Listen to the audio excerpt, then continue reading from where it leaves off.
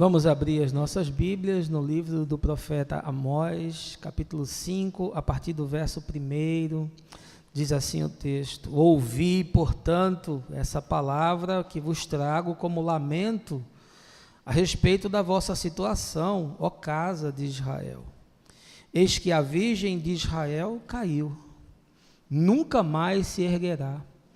Está desprezada em sua própria terra, ficou abandonada e ninguém a levantará. Porquanto assim determina o Senhor Deus, na cidade da qual saem 1000 para servir ao exército, restarão 100. E naquela da qual saem 100, somente 10 voltarão vivos para casa. Pois esta é a convocação do Senhor à nação de Israel: buscai-me e vivei. Entretanto, não busqueis Betel, nem venhais a Gilgal, nem passeis a Berseba, porque Gilgal com toda a certeza será levada para o cativeiro, e Betel será reduzida a pó. Portanto, buscai o Senhor e vivei, para que ele não extermine os descendentes de José como um terrível fogo devastador, e não haja como apagá-lo em toda Betel. Ó vós que transformais o direito em injustiça e amargura, e ainda lançais por terra a retidão e o bom senso.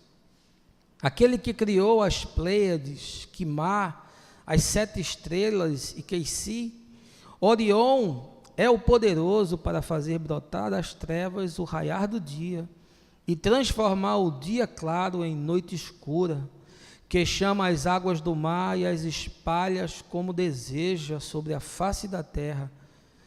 Yahweh é o seu nome. Ele promove repentina destruição sobre a fortaleza, e a calamidade vem sobre a cidade fortificada. Os israelitas odeiam aqueles que defendem o direito e a justiça à porta da cidade, isto é, no tribunal, e detestam aquele que fala a verdade.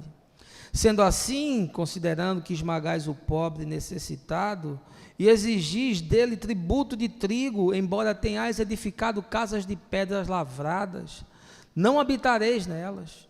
Embora tenhais plantado vinhas nobres, não bebereis do seu vinho. Porquanto eu conheço bem todas as vossas transgressões, quantos e quão grandes são todos os vossos pecados. Eis que afligis o justo, aceitais suborno e negais o direito e a justiça aos necessitados que clamam junto ao portão da cidade. Sendo assim, naquela época, quem for sábio e prudente guardará silêncio, porque será um tempo muito hostil. Buscai o bem e jamais o mal, para que vivais. E assim o Senhor Deus dos exércitos estará permanentemente convosco, como costumais afirmar. Odiai, pois, o mal, amai profundamente o bem, estabelecei plena justiça nos tribunais, às portas das cidades. É possível que o Senhor Deus dos exércitos se compadeça do remanescente de José. Portanto, assim declara o Senhor Deus dos exércitos: haverá pranto e lamento em todas as praças, e exclamarão em todas as ruas: ai, ai, quanta tristeza! E chamarão o lavrador para que chore, e os pranteadores para se lamentarem. Haverá lamentos em todas as vinhas, pois passareis no meio de vós com espada, adverte o Senhor. Ai de vós que desejais o dia do Senhor, para que quereis apressar a chegada do dia do Senhor? Ora, será um tempo de trevas e não de luz? Será como uma pessoa fugisse de um leão e os desprezasse como um grande urso feroz, como se alguém entrasse em uma casa e, encostando a mão na parede, fosse picado por uma serpente. O dia do Senhor será assim, de trevas e não de luz, uma escuridão absoluta sem um raio de claridade. Ai, ai, eu odeio e ignoro as vossas festas religiosas, também não suporto as vossas assembleias solenes. Ainda que me ofereçais holocaustos, vossos sacrifícios queimados, com vossas ofertas de cereais, não me agradarei disso tudo. Tampouco olharei para a oferta de paz e comunhão, mesmo que sejam de vossos melhores animais de engorda. Afastai, pois, da minha pessoa o som dos vossos cânticos, porque não ouvirei as melodias das vossas liras. Em vez disso, deixai correr livre o direito como um rio caudaloso e a justiça como um ribeiro eterno. Ora, foi a mim que trouxestes vossos sacrifícios e ofertas durante os 40 anos de caminhada no deserto, ó nação de Israel. Não, não foi. Carregastes sim o vosso rei Sicute e Quion, vosso Deus estrela, imagens idólatras que construístes para vós mesmos. Por esses motivos todos eu vos mandarei para o cativeiro, para o exílio além de Damasco. Assevera o Senhor, cujo nome é Elohim, Deus dos exércitos. Essa é a palavra do Senhor, irmãos. Texto do profeta Amós, texto histórico de um acontecimento que de fato existiu, mas que eu quero que hoje sirva de mosaico para a gente refletir, para a gente pensar, para a gente esquadrinhar o coração, para a gente provar a vida e provar a fé, e ver se de fato o nosso discurso está alinhado com as nossas práticas existenciais, de tal forma que, se não estiver, a gente possa se arrepender e voltar novamente para o caminho. Essa foi uma semana aí sui generis, né? Uma semana onde a exposição de arte do Santander gerou mais protesto e revolta do que a denúncia do Procurador-Geral da República sobre uma organização criminosa da qual o presidente faz parte. E aí fica exposta uma pergunta que é inquietante. O que nos resta esperar da nação brasileira? Na peça que foi entregue ao ministro Fachin, do Supremo Tribunal Federal, Janot acusa o presidente e os ministros que estão assim ao seu entorno, além de outras lideranças do PMDB, de formação de quadrilha e de obstrução de justiça. Em qualquer país sério do mundo, nem o presidente se sustentava, nem o ministério se sustentava, nem se sustentava mais coisa nenhuma. A verdade é que nós somos vítimas de nós mesmos, séculos de exploração, de subserviências culturais que são históricas, de um sistema empresarial que é predatório, que vem desde o Brasil colônia, das eternas convalescências no sistema de educação, de uma classe promíscua que está a serviço das oligarquias e das fortunas, e de uma democracia que, convenhamos, é mantida artificialmente, porque apregou a uma retórica na Constituição, mas tem uma prática social perversa que só produz entorpecimento. E aí, diante da falência absoluta, que eu não sei se você percebeu, moral, dos bons costumes, da ética, dos valores mínimos que são necessários para uma sociedade sobreviver, cabe a gente questionar o seguinte: onde é que está a igreja de Jesus Cristo diante dessa situação? O que é que a igreja tem a dizer diante desse contexto que está aí? Quem são os seus representantes? Qual é a legitimidade que essa gente possui? Qual é a credibilidade? Como é que a população enxerga o papel da igreja diante de crises? Você tem essas respostas? Pois bem, essa manhã, debruçados aqui sobre as Escrituras, nós vamos voltar 28 séculos na história e vamos nos portar diante da cena que revela a falência absoluta da sociedade da nação de Israel, nos dias que antecedem a queda de Samaria, sob o impacto da invasão e da dominação dos assírios. E aí eu vou colocar você num cenário 3D, e a gente vai se deparar com um profeta singular, um boiadeiro, plantador de sicômoros, um camponês, um homem simples, que não tinha formação nas escolas de profetas, não era um erudito como Isaías, mas que conhecia a Torá, e que conhecia a Deus e que está disposto a chegar às últimas consequências para confrontar o seu povo. Amós está entre os profetas do Velho Testamento e vive numa época em que os teólogos chamam do aparecimento do profetismo, e esse profetismo tinha uma importância vital, porque era a denúncia, era o confronto, não só dos reis, que simbolizavam a representação política, mas também dos sacerdotes, que representavam a exposição religiosa. Negligenciar isso foi a causa da ruína da nação. Pena que no nosso tempo nós não temos mais profetas. E eu olho para o Brasil e choro diante da total falta de alguém que possa nos representar e representar a voz de Deus nesse tempo. Tristemente, nós estamos diante da mesma realidade do profeta Isaías, quando ali no capítulo 6, Deus fala com ele e diz: a quem enviarei? Quem há de ir por nós? Esse é o tema da nossa reflexão essa manhã, mas eu não quero avançar sem antes lhe convidar a um momento de oração. Baixa aí a sua cabeça, fecha os seus olhos. Senhor, nós entramos nesse lugar hoje que fazemos uma casa de oração, porque os que aqui estão não são pedras mortas, mas conforme o apóstolo Pedro, são pedras vivas.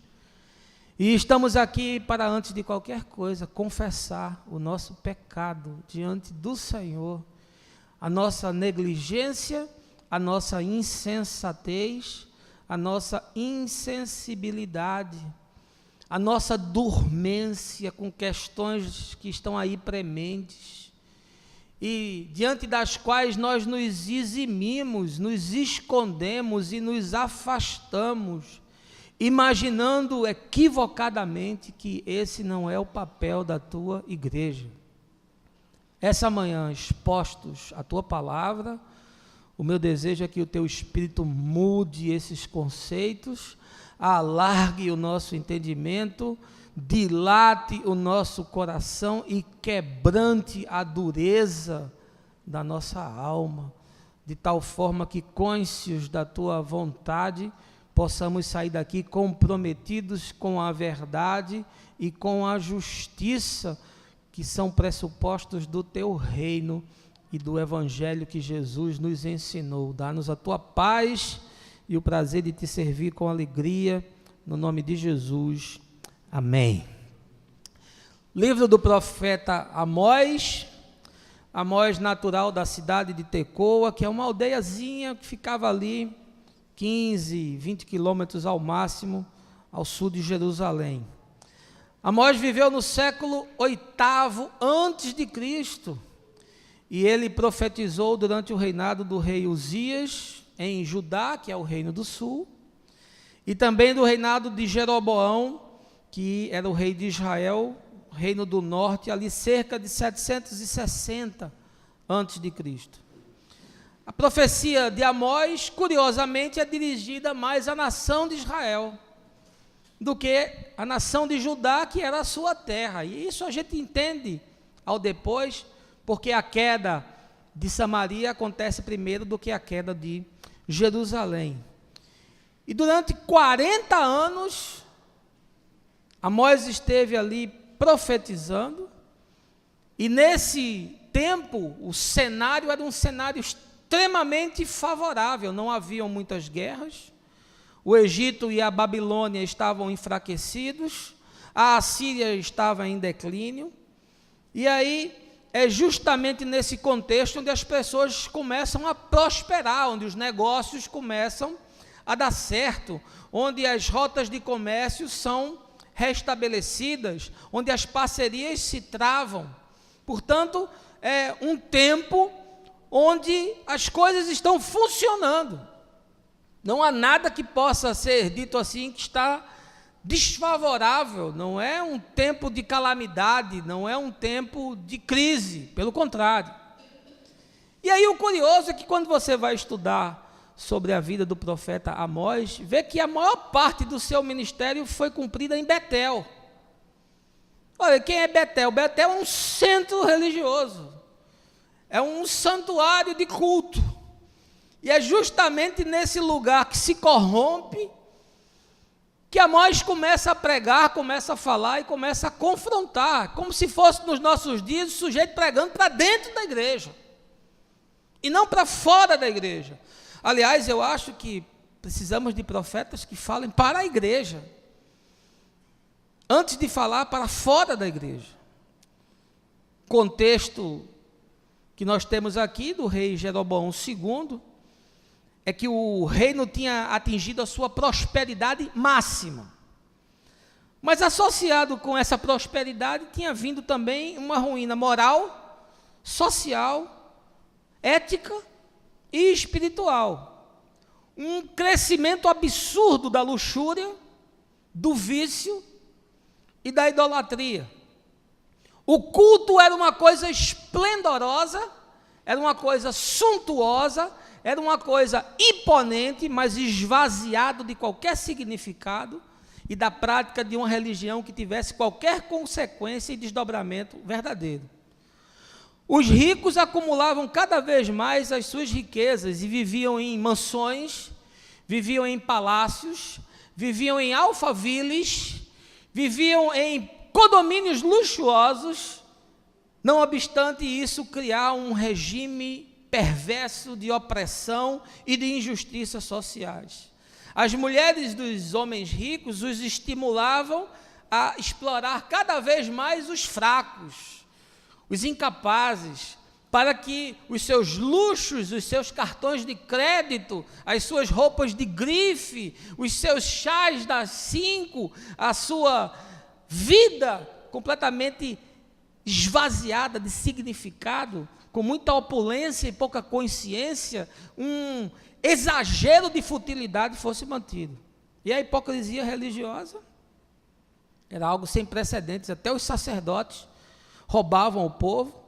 As pessoas iam ao santuário, davam os seus dízimos, davam as suas esmolas para tentar de alguma forma aplacar aquilo que gritava na consciência. Os juízes eram subornados, a justiça era para poucos, só se fazia mediante a compra da sentença, e os comerciantes eram ladrões, que na impossibilidade dos outros que não tinham acesso às riquezas e aos produtos, eles faziam taxações absurdas de tal forma que o sujeito trabalhasse para comer e comesse para trabalhar.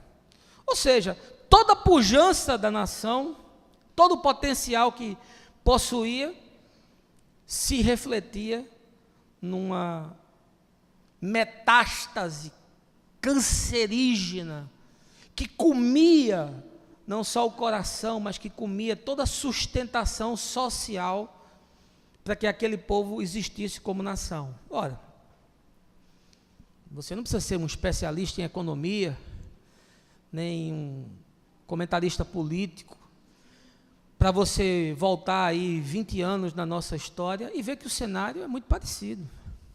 Nós vivemos com o governo Lula um apogeu, um crescimento extraordinário. Não obstante ter sido um crescimento baseado em bens de consumo, ou seja, era um crescimento biônico, não sustentável a longo prazo. Mas houve um crescimento.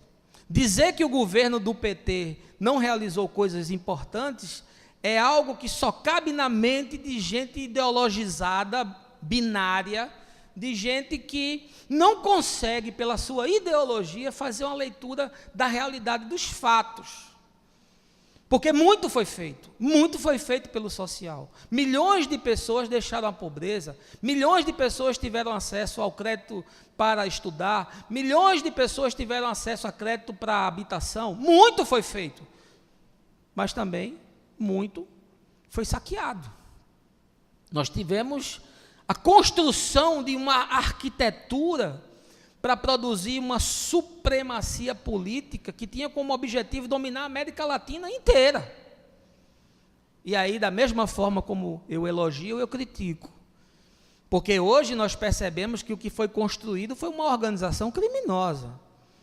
Foi um grupo que espoliou as estatais brasileiras e que sugou com os seus tentáculos tudo o que podia para manter um sistema hegemônico e, através da injeção de dinheiro de caixa 2 e de corrupção no partido, manter a liderança do Congresso e poder aprovar todo tipo de lei, todo tipo de proposta e manter-se sempre no poder. Isso é um privilégio do PT? Não, estamos vendo o PMDB fazer a mesma coisa, só que não tinha sido descoberto ainda. O PSDB fez a mesma coisa e já está exposto.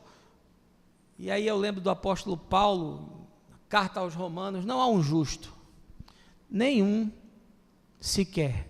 E se você não está impregnado por ideologia política e não está sendo marionetado por interesses que estão para além, talvez, da sua percepção, você faz essa leitura perfeitamente. O que a gente tem como panorama no Brasil dos últimos 20 anos? Nós tivemos um país que cresceu assustadoramente e depois nós tivemos um revés sem precedentes. Estamos mergulhados na maior crise de todos os tempos, com 14 milhões de desempregados. Apesar da queda dos juros e da queda da inflação, isso acontece porque as pessoas estão esmagadas. Não há crescimento real da economia, o que existe é uma desaceleração assassina. O que nós estamos vendo e o que está sendo publicado nos jornais e na TV é uma coisa assombrosa. Qualquer país sério do mundo teria ruído. É o desmonte completo de todos os valores que são necessários para uma civilização se sustentar. A gente nem se escandaliza mais, a gente nem se assusta mais com as notícias.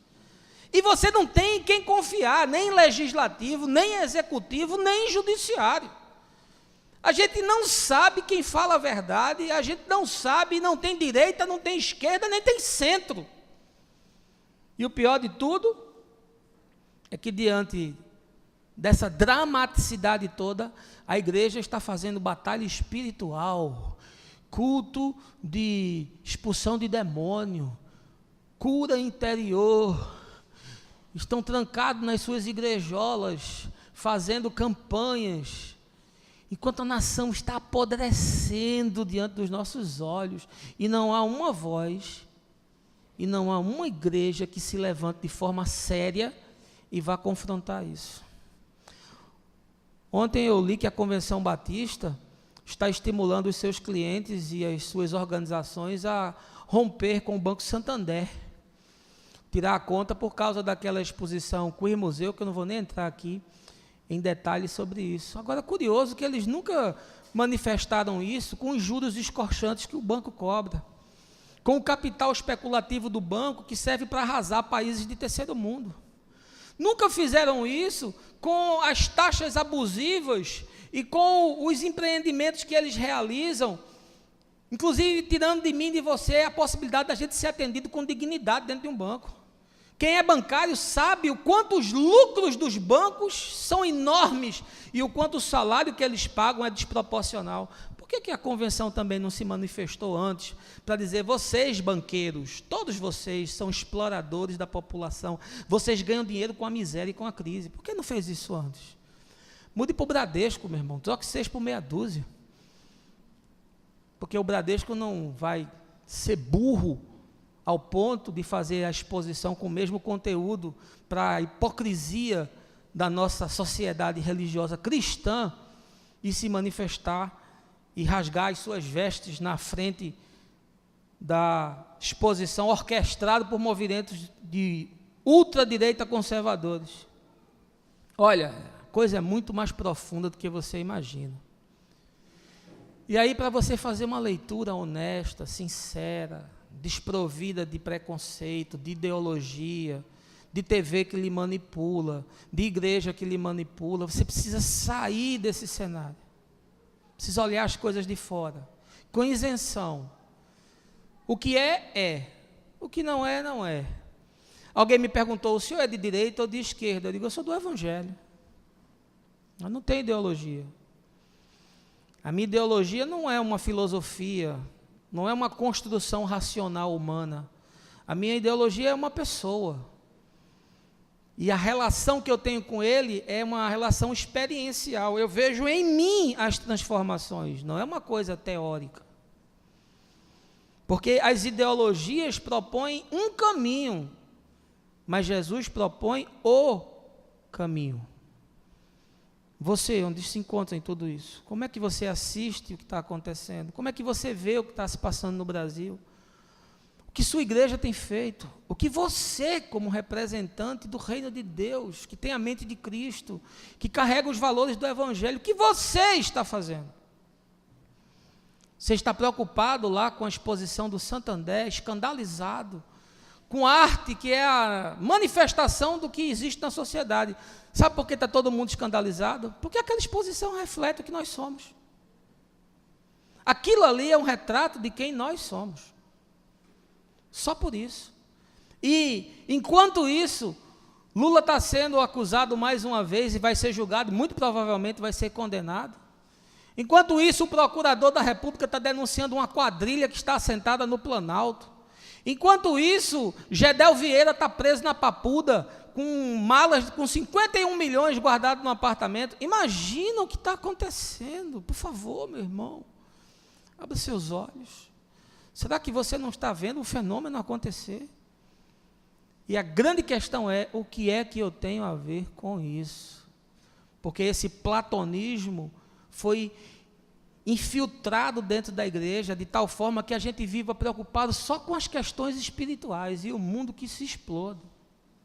Eu quero tirar do texto de Amós uma reflexão, 28 séculos de nós, para que você veja que o fenômeno é o mesmo, as coisas são as mesmas, a falência é a mesma, os processos são os mesmos, e assim como eles foram advertidos e não deram ouvido e sucumbiram, nós corremos exatamente o mesmo risco. Eles tinham Amós e nós temos a quem? Volte ao texto, a mensagem é expositiva e eu quero fazer uma avaliação do que é que foi corroído da corrosão social que o Reino do Norte experimentou antes de ser invadido pela Assíria e ser levado para o cativeiro na Babilônia. Perceba os processos, analise a arquetipia do fenômeno e você vai fazer uma leitura correta e correlata com o que acontece nos nossos dias. Primeira coisa que a gente começa a ver na falência social de Israel é que o sistema de defesa começa a ruir. Veja aí o verso de número 3. Porquanto assim determina o Senhor Deus, na cidade da qual saem 1000 para servir ao exército, restarão somente 100. E na cidade que saem 100, somente 10 voltarão vivos para casa. Olha, nós estamos falando de um tempo onde o sistema de defesa era a única possibilidade de uma nação sobreviver. Sabe por quê? Essa gente vivia em guerra o tempo todo. Não é como hoje não, que o japonesinho maluco fica mandando míssil de um lado para o outro e a ONU fica fazendo sanção dietética. Não, meu amigo. Não era assim não, não tinha conselho de segurança para dizer não vamos invadir não, tem questões humanitárias, tem crianças, nós não podemos fazer isso, tem outros interesses ali naquela península, tem a China, tem ali o Japão, a Rússia não vai apoiar, vai criar uma crise mundial. Não. O negócio aqui era matar, era guerra, era invadir. Quem tivesse exército se situava, se sobrepujava. Quem não tinha era esmagado.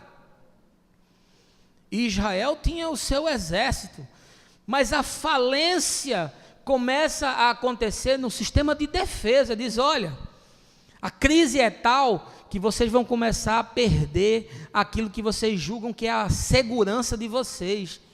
Vocês vão começar a ver ruir, porque vão sair 1000, vão voltar 100, vão sair 100, vão voltar 10. Até deserção vocês vão enfrentar.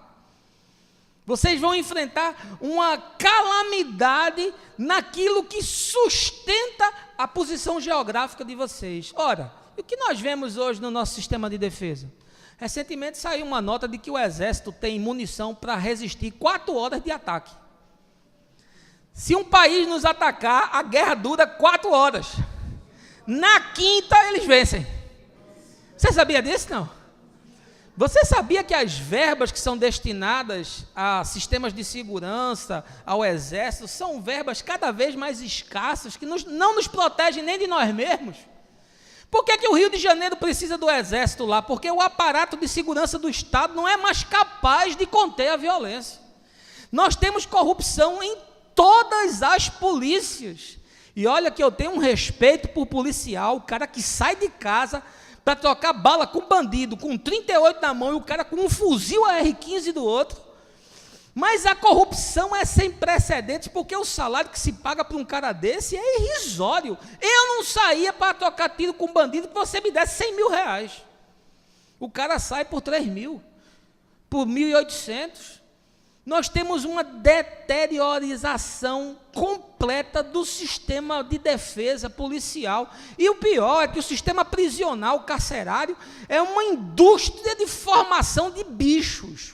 O cara entra lá porque bateu uma carteira ou porque roubou um produto do supermercado e sai estuprador, assassino, sai traficante de drogas, faz mestrado, doutorado e pós-doutorado.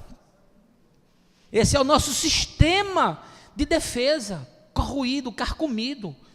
E o exército ainda tem alguma moral, porque o cara pensa assim, vai entrar o exército, é um trauma da revolução, mas você pensa que o exército aguenta?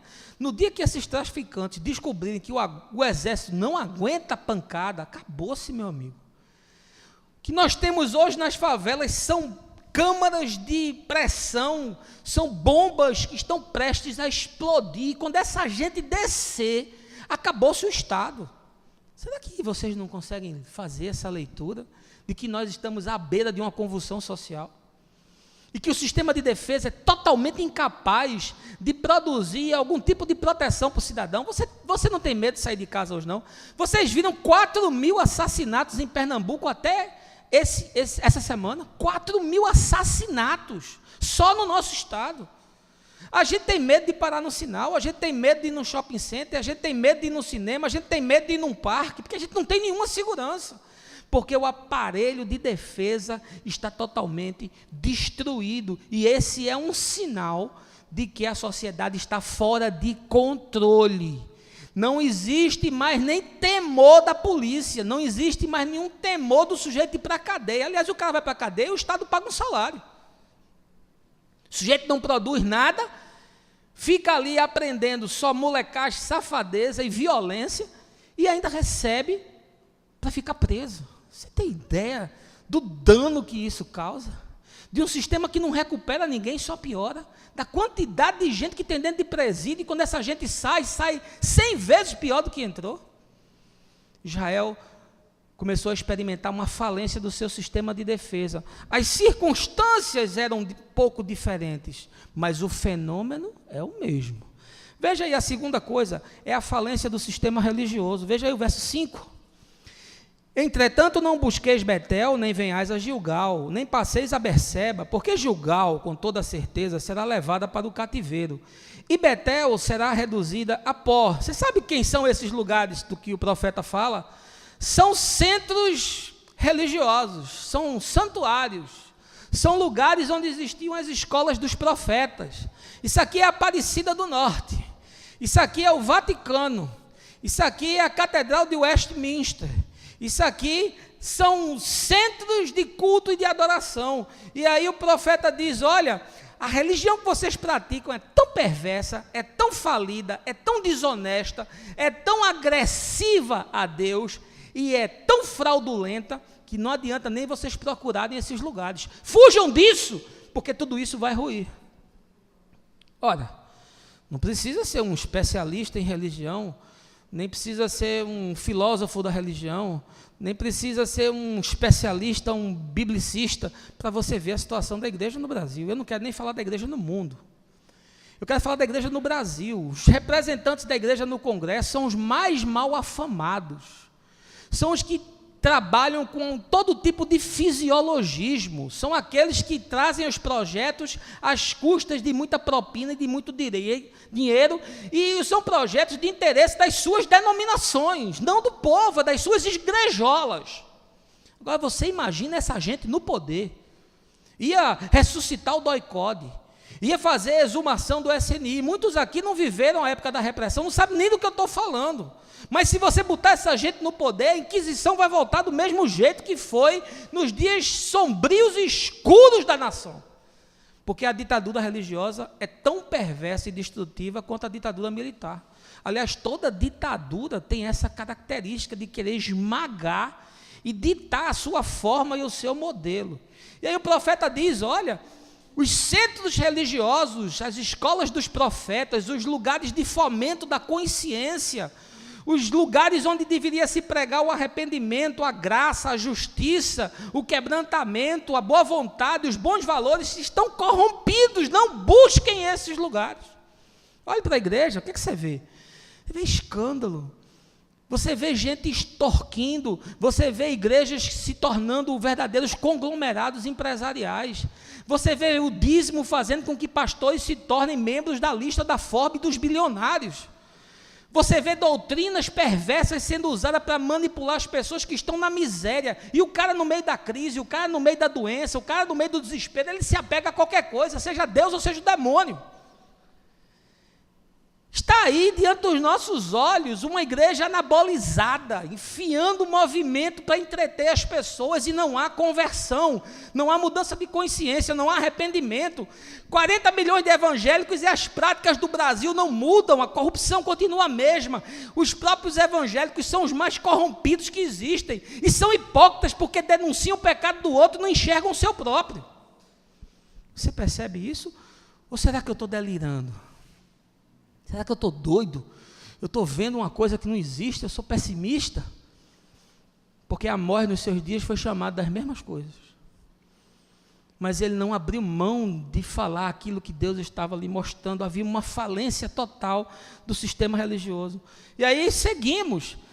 Próxima coisa que nós percebemos no câncer que vai destruindo a sociedade de Israel é a falência do sistema legislativo. Veja aí, verso de número 7. Ó vós que transformais o direito em injustiça e amargura, e ainda lançais por terra a retidão e o bom senso. Ou seja, aqui nós temos uma falência de tudo aquilo que era legislação a favor do bem. O direito era distorcido, era manipulado. Era feito de acordo com conveniências, podia ser comprado, atendia aos interesses das grandes famílias, das grandes aristocracias, dos grandes oligopólios. Nós estamos há 28 séculos desse texto. E o que nós olhamos para o nosso país hoje? Não é uma legislação que é manipulada? Não são leis que são aprovadas para beneficiar os grandes conglomerados? O que nós vimos agora com a delação da JBS, não foi um bocado de deputado safado, senador safado, que se prestou ao propósito de aprovar leis que são leis que beneficiam essas grandes fortunas e essas grandes famílias? Não foi a Odebrecht que foi alvo de investigação, que se beneficiou com essas coisas? Não foi a JIF, que hoje é o maior conglomerado de alimentos do mundo, que se beneficiou com essas coisas? E essa gente cresceu como? Com o meu dinheiro e com o seu. Que a Odebrecht se tornou com obra pública. A JIF tem 20% de ação do BNDES. O dinheiro do BNDES é o meu e o seu dinheiro de imposto, que está lá. E os caras não conseguem sequer fazer uma mudança no conselho. Os dois irmãos estão presos e não conseguem nem mudar a presidência da empresa. Porque os caras são bons de fazer dinheiro e de fazer negociata. E aí Amós está dizendo, olha, o direito e a injustiça campeia. Vocês lançaram por terra a retidão e o bom senso. O que é que nós estamos vendo? Não é isso aqui? As leis são feitas para beneficiar a mim e a você? Não, elas são feitas para nos esmagar. Você acha que essa reforma trabalhista foi boa? Que ela foi uma coisa que trouxe avanço? Ela seria muito boa na Alemanha. Ela seria extraordinária na Inglaterra. Ela seria espetacular nos Estados Unidos. Aliás, ela está construída para países de primeiro mundo, não num país de terceiro mundo como o nosso. Eu sou a favor da mudança, mas não da forma como foi feita. E olha que eu sou empresário. Para mim foi maravilhoso. Eu estou pensando no trabalhador que vai ser esmagado pelo patrão e que não vai ter mais nenhuma das seguranças que ele tinha antes. E aí, em nome do desentrave econômico, para que o país volte a produzir e lucrar, para que meia dúzia consiga aumentar e maximizar o seu retorno, uma massa enorme de pessoas vai ser massacrada. O que é isso? Não é a falência do processo legislativo que propõe coisas que sejam boas para a maioria? A política não é a arte da convivência e do patrocínio do bem comum? Não foi isso que nós aprendemos com os gregos? Não, nós aprendemos com os romanos, que a política é a arte de safadeza, de manipular, de distorcer, de enganar, de tirar proveito. E nós vemos isso diante dos nossos olhos, está sendo escancarado como é que a coisa funcionava, como os caras ganhavam dinheiro para aprovar na calada da noite, coisa que a gente nem sabia que estava sendo discutida. Quarta falência que Israel experimenta é a falência no sistema judiciário. Veja aí, verso de número 10. Os israelitas odeiam aqueles que defendem o direito e a justiça à porta da cidade, isto é, no tribunal, e detestam aquele que fala a verdade. Outra coisa que Amós percebeu é que o sistema judiciário havia falido. Os julgamentos não eram justos. E nem todo mundo tinha acesso a buscar a justiça, porque até para ter acesso à justiça, o sujeito precisava ter dinheiro. E aí, muitas das causas morriam porque o cara não tinha fôlego de levar aquilo adiante. E quando chegava na presença do juiz, os juízes eram corrompidos, tinham sido subornados. A causa do pobre nunca era atendida, nunca era julgada, nunca se chegava ao desfecho, porque haviam outros interesses por trás que fazia com que as coisas sempre chegassem ao mesmo final. Você vê corrupção no sistema judiciário, meu irmão? Você acha que o julgamento do TSE sobre a campanha Dilma Temer, com provas e mais provas e mais provas de caixa 2, não foi uma manipulação, não foi uma jogatina, não foi uma coisa escancarada, vergonhosa? A gente tem agora aí o Marcelo Miller, o cara do Ministério Público, procurador, o cara ganha um salário que dá para viver muito bem, o cara se corrompeu, foi para a JBS para maquinar, para orientar os ladrões a saírem ilesos da cadeia e manterem sua grande indústria de fabricação de riqueza às custas do massacre das pessoas. Nosso sistema judiciário corrompido. Está aí um bocado de dúvida sobre os ministros do STF, e a gente já não sabe mais quem é quem, porque é um STF que também está corrompido, porque é indicação do Executivo. Como que você indica um ministro para ir defender uma causa contra o próprio Estado? Como é que o cara vai ser isento para fazer isso? Como é que você vai me dizer que essa procuradora que está entrando agora, a Dodge, ela vai ser isenta se ela for indicada por Temer? Assim como o Janot foi indicado no governo Dilma. E a gente vê claramente que há um viés político nas suas ações, ainda que elas estejam respaldadas diante da lei. Só não enxerga isso quem é tolo.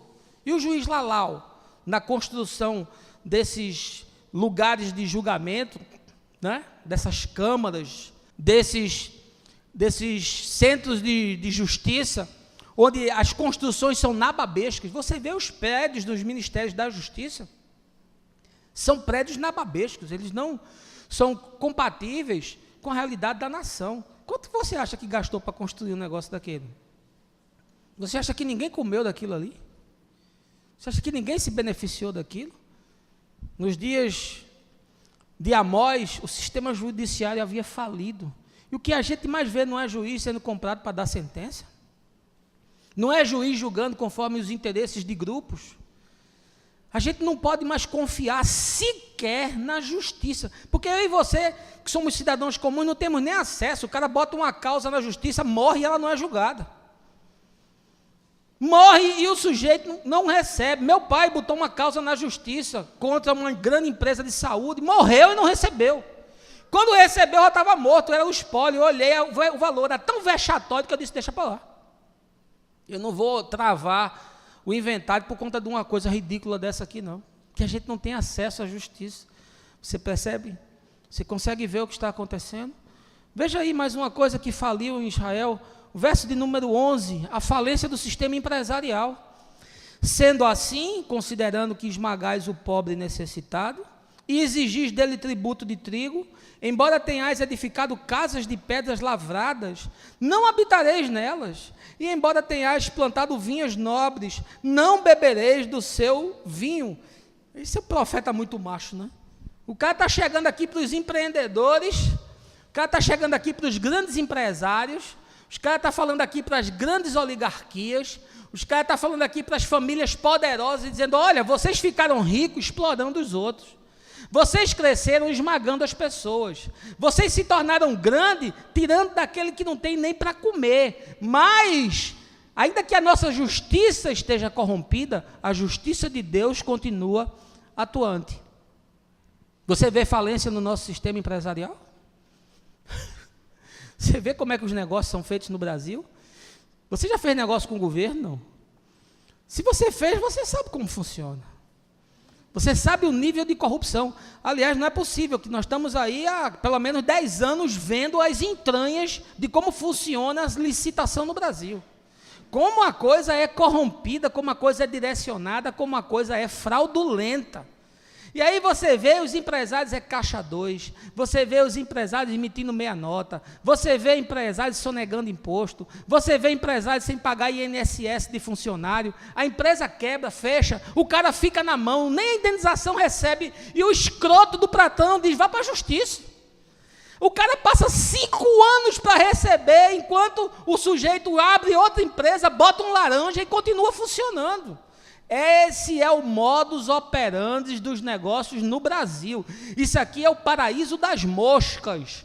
Isso aqui é carne apodrecida, é carne que já não serve mais, que precisava necrosada ser cortada, porque gangrenou. Isso aqui é o paraíso das bactérias. Tudo está apodrecido no nosso meio. E boa parte dos que fazem safadeza são crentes, estão todo domingo na igreja, cantando, te louvarei. Espero que não seja você. Espero que o seu negócio você faça de forma honesta. Espero que você pague seus impostos. Espero que você pague os seus funcionários e deposite o FGTS deles. Espero que eles estejam trabalhando para você com carteira assinada. Mas agora, com a reforma trabalhista, agora o cara vai trabalhar de casa, não vai nem pisar na empresa, para não ter custo. O sistema empresarial brasileiro está falido, está completamente destruído, porque só quem ganha são os mesmos, e a população esmagada, morando em morro, sem saúde, sem segurança, sem educação, andando no metrô, as mulheres sendo abusadas, chegando em casa de noite, o cara bala perdida para todo lado, sofrendo uma enfermidade, indo para o sistema de saúde, que o cara morre na fila. A gente não tem direito a nada, porque a corrupção suga tudo, enquanto meia dúzia se encastela nos seus condomínios fechados, nos seus apartamentos de 400 metros, andando com suas BMWs e seus Audis, fazendo suas viagens para a Europa, morando nos seus Alphavilles, enquanto a esmagadora maioria das pessoas não tem o mínimo nem para comer com dignidade. O cara não consegue comer carne. Ele não sabe o que é carne. Você botar carne na frente dele e pergunta o que é. Que bicho é esse? Porque a gente está diante de uma destruição das atividades econômicas, porque qualquer safado abre uma empresa no nosso país e vai explorar as pessoas, não existe regulação, não existe sindicato, os sindicatos é outra praga, 30 e tantos mil sindicatos que não funcionam, é um cabide de emprego para vagabundo, pouquíssimas categorias têm sindicatos sérios e organizados. Quem sabe e quem já trabalhou em sindicato sabe, em CIPA, sabe o que eu estou falando. E a gente assiste isso, nós vemos isso diante dos nossos olhos, nós somos igreja para denunciar essas coisas e para ser luz e tentar transformar. Mas a gente está fazendo batalha espiritual, lutando com o demônio. Que demônio, meu irmão? O demônio está nessas coisas. E a gente está brincando de fazer marcha dentro da igreja, lutando com um diabo invisível, diabo de igreja. Veja aí, agora, no verso de número 12, a falência do sistema político. Mais outra coisa que foi elemento da destruição da sociedade de Israel. Verso 12: porquanto eu conheço bem todas as vossas transgressões, quantos e quão grandes são todos os vossos pecados. Eis que afligis o justo, aceitais suborno e negais o direito e a justiça aos necessitados que clamam junto ao portão da cidade. Ou seja, aqueles que deveriam produzir o bem para a população, aqueles que deveriam dar acesso à população aos serviços que pudessem produzir uma qualidade de vida melhor, aqueles que estavam assentados em lugar de decisão e tinham representatividade, são esses mesmos a quem Deus diz: eu conheço o que vocês fazem, eu sei quem vocês são, eu sei dos vossos pecados, vocês aceitam suborno, negam direito e justiça àqueles que estão assentados na cidade. Você já viu isso no Brasil, não? Você acha que se o Congresso fechasse, o Brasil ficava melhor ou pior? Fecha o Congresso. Eu não estou falando de ditadura militar, não. Estou falando fecha e bota leigos, políticos profissionais, acabou-se. Bota leigos lá assentados que tenham representatividade e eu garanto para você que iria melhorar. Porque aquilo é uma indústria de safadeza. Você já viu a quantidade de verbas que um deputado tem? 100 e tantos mil reais de verba para o cara botar no bolso. Verba para tudo que você possa imaginar, existe uma verba para arrancar dinheiro do nosso bolso. Sujeitos completamente vendidos, entregues a partidos que são totalmente fisiológicos. Aliás, o sistema político que não tem quem tenha peito para fazer a reforma, é uma coisa vergonhosa. E quem bota essa gente lá somos eu e você, meu irmão. Aliás, boa parte dos que estão lá são evangélicos, representando a vontade e o direito dos coronéis das igrejas, não o direito da população. Por isso que você nunca vai me ver votando num cara desse. Eu voto num ateu, eu voto num macumbeiro, que seja alguém que tenha interesse social, mas não voto num crente que tenha só interesse de representar a sua denominação. Nunca você vai me ver aqui, usando o púlpito, trazendo um cara desse aqui para falar com vocês. Nunca, na vida. Porque proposta eu já tive, principalmente quando era pastor de igreja maior. Mas, meu irmão, a coisa está completamente fora de controle. A coisa é venal, a coisa é bárbara. E os caras estão fazendo todo tipo de lobby para fugir da Lava Jato. Todo tipo de acordo. O presidente comprou diante dos nossos olhos, tirando verba de onde não tem, a gente numa crise monstruosa, numa recessão, 170 bilhões de déficit, e o presidente comprando os deputados, liberando emenda, liberando grana, para ter a votação, para o cara continuar lá sentado no trono. Porque se tivesse um pingo de decência, tinha dito: não quero mais não, vou-me embora. Onde é que assina? Eu quero aqui abdicar, eu quero cair fora desse negócio, não tenho mínima condição de continuar. Não, o cara se cerca de meia dúzia de asseclas, de gente que não tem nenhum caráter. Ele montou o ministério dos improváveis, dos reprováveis. Você esperava que viesse o ministério dos notáveis? Veio o ministério dos reprováveis. Todos os ministros estão sob acusação. Você imagina um país onde a cúpula de decisão do governo está toda sendo processada, onde os líderes dos partidos estão sendo processados. Meus irmãos, acabou-se. É irreversível. Você acha que vai mudar? A única chance de mudar é se ao menos nós tivéssemos uma igreja denunciando isso. Porque disse o falecido Ulisses Guimarães: político só tinha medo de uma coisa, era o povo na rua. O povo vai para a rua para protestar contra a exposição do Santander. E assiste calado, passivo, o presidente da República ser denunciado pelo procurador-geral como um líder de uma organização criminosa. E os pastores estão aí fazendo os seus congressos, e os cantores gospel estão aí fazendo os seus shows, e viva o Rock in Rio. Num país sério, não tem ido ninguém para Rock in Rio. Vai celebrar o quê? Mas eu entendo, quem está ali é elite. é a alta classe média entorpecida, que tanto faz como tanto fez. Para ela vai ganhar do mesmo jeito. Ou é o cara que poupou o ano inteiro para ir para aquele negócio. Deixou às vezes de pagar um curso para o filho, deixou de fazer uma pós, deixou de fazer uma reforma na casa para ir ver Lady Gaga. É muito para mim, meu irmão. Não sei, eu devo estar doido. Eu não nasci para esse tempo, nem nasci para essa igreja. 7º lugar, Amós denuncia a falência do sistema executivo. Veja aí, verso 15. Odiai, pois, o mal, amai profundamente o bem, e estabelecei plena justiça nos tribunais às portas das cidades. É possível que o Senhor Deus dos exércitos se compadeça do remanescente de José. Mais uma vez aqui, ele fala daqueles que legislam na cidade, para que eles amem o bem, se afastem do mal, porque talvez Deus ainda possa reverter a situação. E traz aqui mais uma vez o sistema de justiça. Estou fazendo aqui uma correlação possível, porque aqui nós estamos num regime de monarca, nós estamos num regime do rei, nós estamos aqui num regime democrático, num regime presidencialista. Mas muito mais do que fazer uma correlação entre a forma de governo, eu estou fazendo a correlação do fenômeno, porque o fenômeno é o mesmo, é a mesma coisa. E aqui eu percebo e faço uma transposição para a falência do sistema executivo. Acabou-se. Qual é o governo que tem credibilidade?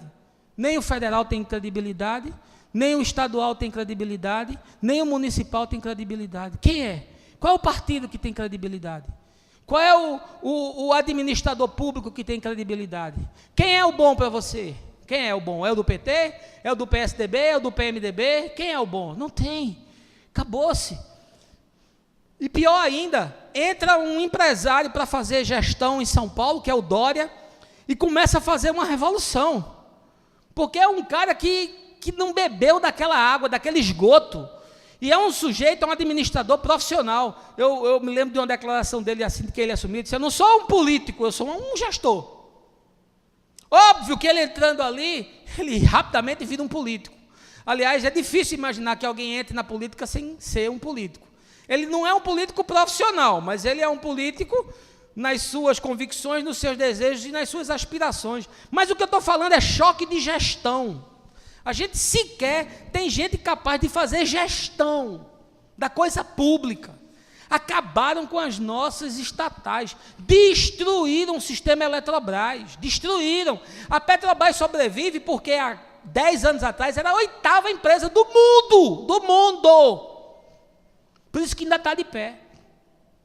Com tudo que sangraram dela, ela ainda continua. Mas o que é que ficou de sistema público no Brasil? O que é que ficou? Quase nada. Eu sou a favor de um Estado inchado? Não sou marxista. Eu sou a favor do Estado mínimo, mas um Estado que funcione. O nosso Estado funciona? Não funciona. A gente não tem nada. A gente não tem acesso a nada. A gente não tem a condição de reclamar de coisa alguma, porque o sistema executivo é falido.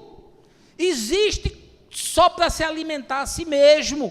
É um molusco cheio de tentáculos sugando da gente, arrancando imposto de tudo quanto é lado. E o imposto nunca se transforma num benefício. Está falido. Amós viu a mesma coisa, o mesmo fenômeno acontecendo nos seus dias e denunciou. Disse: olha, Deus conhece o pecado de vocês. Se vocês se arrependerem, talvez ainda haja salvação. Porque Deus sabe o que está acontecendo. Vem a eleição aí, você acha que vai ter uma renovação? Os caras já fizeram lobby para continuar o mesmo sistema de eleição, e vai tirar os partidos menores, mas os que comandam, os que fazem a festa acontecer, vão continuar no mesmo lugar. Aliás, os caras têm que ser reeleitos, porque senão vão ser processados na justiça comum. E sendo deputado, sendo senador, vai ser processado com fórum especial. Só o fato de ter um fórum especial já é um flagrante desrespeito da Constituição, que diz que todo mundo é igual perante a lei. Como é que todo mundo é igual perante a lei e o cara tem fórum especial? Me diga isso. Mas eu e você aceitamos isso. E a igreja calou diante disso. E nós não temos ninguém que nos represente. Nós não temos um pastor com credibilidade nessa nação suficiente para ir para uma tribuna do Congresso Nacional e dizer: vocês são um bando de vendidos, vocês são um bando de salafrários, vocês são um bando de hipócritas, vocês são um bando de desonestos. Não tem um, sabe por quê? Porque muitos desses têm acordos com essa gente, para dar um terreno, vocês viram aí igreja sendo usada para lavagem de dinheiro do Eduardo Cunha, vocês viram isso? Ou vocês pensam que essas grandes instituições não fazem acordos? Porque ninguém presta conta de dízimo? Dízimo não é tributado, igreja não tem auditoria, igreja não presta conta à receita. Ora, se debaixo daquelas instituições que tem legislação do governo, a bandalheira é do jeito que é, imagine você dentro de igreja que não tem legislação, nem tem acompanhamento, nem tem auditoria, nem tem compliance. Você se ilude que essa gente é santa? E em último lugar, meus irmãos, Amós fala da falência irremediável da sociedade. Veja aí o verso 16. Portanto, assim declara o Senhor, Deus dos exércitos: haverá pranto e lamento em todas as praças, e exclamarão em todas as ruas: ai, ai, quanta tristeza! E chamarão o lavrador para que chore, e os planteadores para se lamentar. Por fim, percebendo tudo o que estava acontecendo, olhando todo o cenário, vendo que o sistema havia entrado em colapso, vendo que a maldade e a corrupção, a degeneração, a vaidade, o egoísmo, a luxúria, havia se tornado o altar no coração dos homens, Amós disse: não vai haver mais solução, comecem a prantear, comecem a chorar. As pessoas que moram nas cidades aqui, os lavradores, são chamados a plantear. Por quê? Porque vai ruir, vai falir. A mão de Deus vai permitir que a desgraça venha sobre vocês. O juízo de Deus é se afastar. A ira de Deus é deixar você sozinho. O encontro de contas que Deus faz com o pecador é dizer: você está por sua conta. Faça o que você bem entender. Seja feita a sua vontade e não a minha. Essa é a justiça de Deus, e Deus entregou Israel.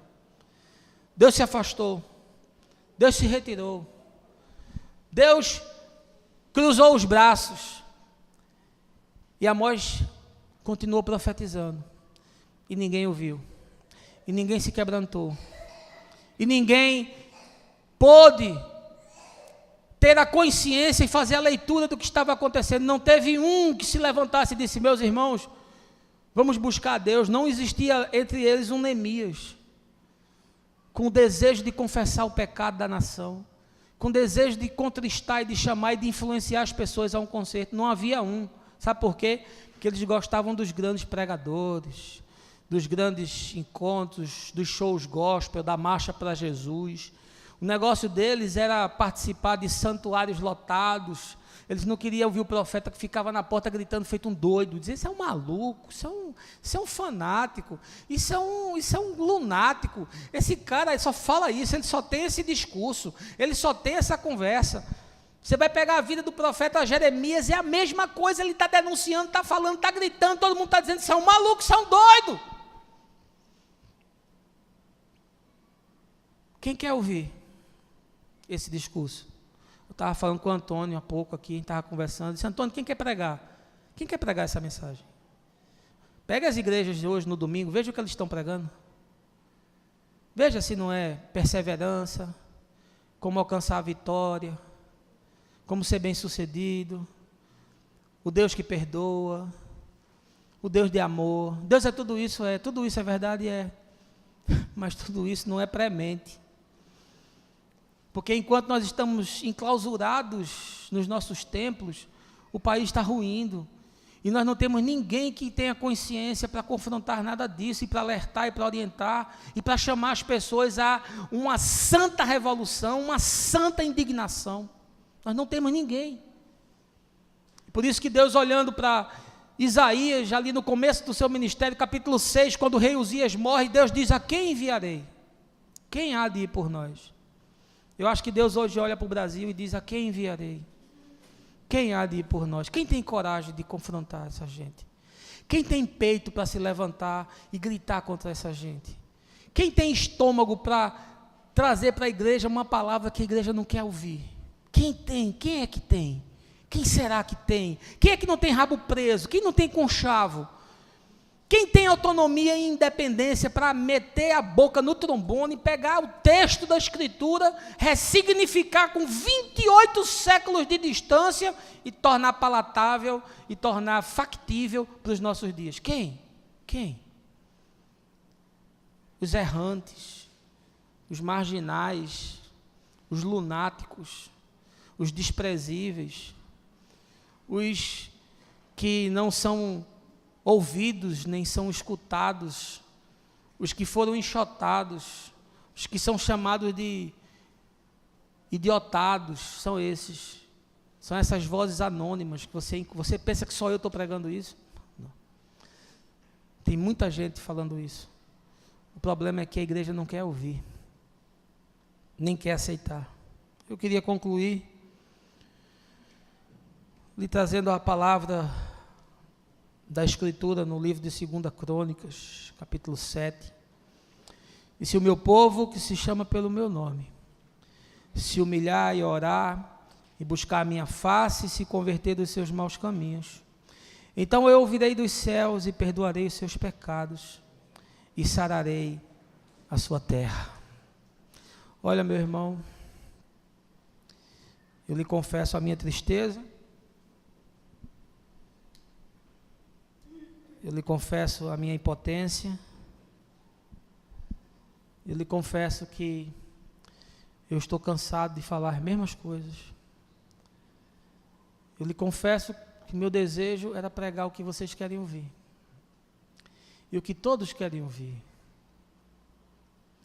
Eu lhe confesso que eu não queria ter entendido, eu não queria ter tido a revelação, porque seria tão mais fácil, tão mais fácil. Mas o problema é que eu vi e vejo, e eu não tenho como me calar, porque se eu calar, as pedras vão clamar, e eu não vou deixar que pedra nenhuma fale no meu lugar. Se o meu povo, que se chama pelo meu nome, se humilhar, orar e me buscar, então eu vou perdoar os seus pecados e vou sarar a sua terra. A solução para o Brasil não é Lula, não é Marina, não é Aécio, não é Dória, não é Ciro Gomes, não são nenhum desses caras que estão aí. A solução para o Brasil é uma conversão ao Evangelho. A solução para o Brasil é um arrependimento genuíno e uma mudança nas práticas de vida. A solução para o Brasil não é botar os evangélicos no poder, porque vai trocar uma ditadura por outra. A solução para o Brasil, meu irmão, é o Evangelho de Jesus, que não tem clericalismo, nem politicagem, nem hierarquia, nem dominação, mas que traz as verdades e os valores do reino de Deus, e isso muda, transforma e ressignifica. E a igreja deveria ser protagonista nesse processo. Nós deveríamos estar sendo ouvidos, nós deveríamos estar sendo consultados, nós é que deveríamos estar sendo buscados por aqueles que fazem leis, por aqueles que criam negócios e empreendimentos, para ouvir de nós bons conselhos e boas palavras. Mas nós não temos credibilidade, porque nós somos interesseiros, e a nossa única palavra para o mundo é de condenação. Essa pregação não é para o povo, é para você. Isso aqui não é para incrédulo, isso aqui é para a igreja. Isso aqui é para ver se a gente desperta do sono no qual nós estamos vivendo, porque nós achamos que a solução está fora de nós, e nós achamos que a igreja não tem que se envolver com isso, que isso não é um problema da igreja. Mas o que nós estamos vendo aqui é Deus levantando um homem errante, que nem profeta era, porque não tinha estudado na escola dos profetas, para confrontar a nação inteira, inclusive para declarar para os centros religiosos que eles estavam falidos, ou seja, o cara foi pregar dentro da igreja. Quando o texto diz que Amós foi para Betel e para Gilgal, diz que ele foi pregar dentro da igreja. Não foi para fora não, ele foi pregar dentro da igreja. E foi confrontar os sacerdotes e os levitas. E não foi ouvido. E em 760 a Síria veio. E arrasou Samaria. E esse povo tudinho foi cativo para a Babilônia. E mais ou menos 200 séculos depois, 2 séculos depois, aliás, 200 anos depois, a invasão foi no Reino do Sul. E Nabucodonosor veio contra Jerusalém, e vocês conhecem a história. E arrasou a cidade, destruiu o templo, queimou os muros, levou todo mundo escravo para a Babilônia. Porque eles não deram ouvido à palavra do Senhor.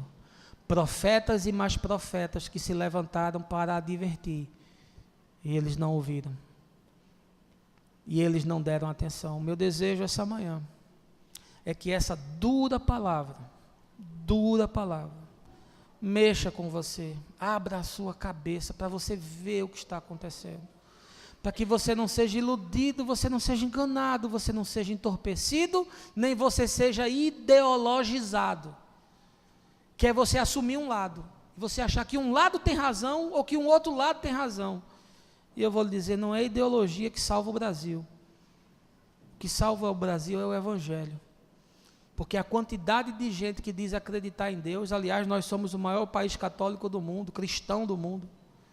Se de fato fôssemos um país cristão, conforme o que o Evangelho ensina, jamais nós estaríamos da forma como nós estamos. Que o Senhor lhe abençoe, que o Senhor lhe guarde de todo o mal, Ele faça sempre o bem, no nome de Jesus. Amém. Baixa aí a sua cabeça, feche os seus olhos, eu quero orar com você.